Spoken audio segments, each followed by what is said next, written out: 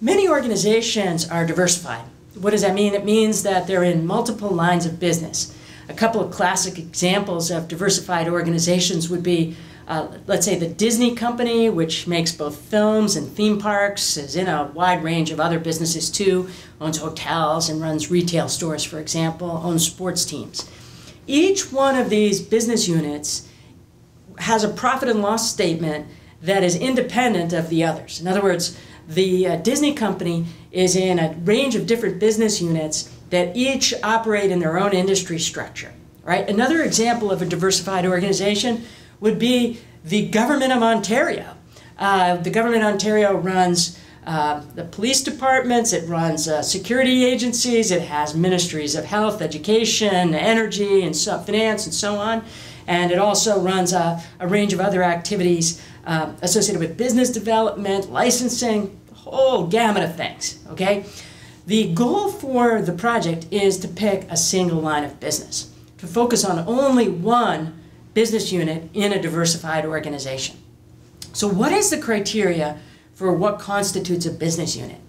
Basically, the business unit has to generate revenue and costs on its own.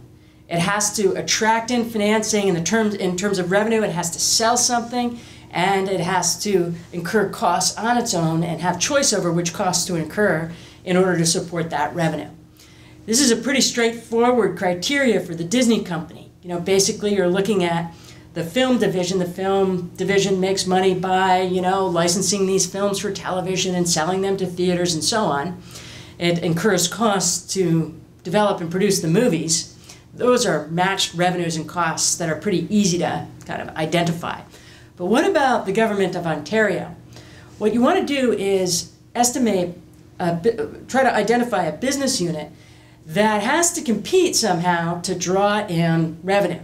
So let's imagine that we were looking, for example, at the, division of motor vehicles, the division that issues us our driver's licenses. Well, what exactly are the revenues to that division? I would imagine that they're twofold. One of them is the fees that we pay for our driver's licenses, and we do have some discretion over whether we pay those fees. We can choose not to get driver's licenses. The other is budgetary dollars that come from the Ontario government, and the Division for Motor Vehicles is going to have to compete with other Ontario institutions to try to get written up in the budget in a way that will provide it with more revenue. So two sources of revenue for that independent business unit. Of course, there are costs as well. The Registry of Motor Vehicles in Ontario is going to have to pay employees, it's going to have to buy computing equipment and so on, and that would constitute the cost base. Either way, what you're trying to do is find a relatively narrowly defined business unit within the diversified organization, going down 2 levels on the chart behind me here, so that you have a pretty narrow sense of exactly what the business model is, and you can figure out, okay, what are the sources of revenue, what are the sources of costs, so that you can understand how the organization develops competitive advantage. That's the key to this, is going narrow so that you can really understand the business model. Good luck.